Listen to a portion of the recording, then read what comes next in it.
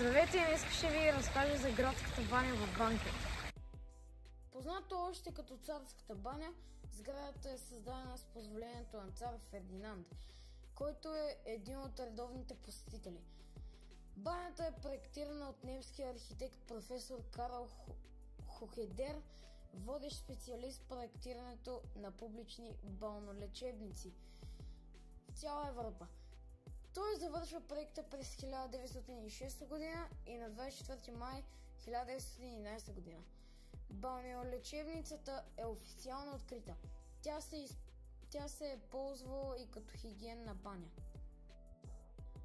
Балнеодворецът е построен върху 1600 квадратни метра терен, а разгърнатата площ надхвърля 5200 квадратни метра.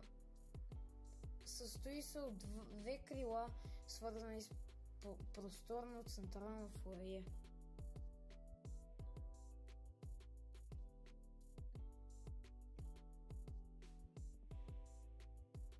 Реставрацията на минералната баня приключва през 2021 година.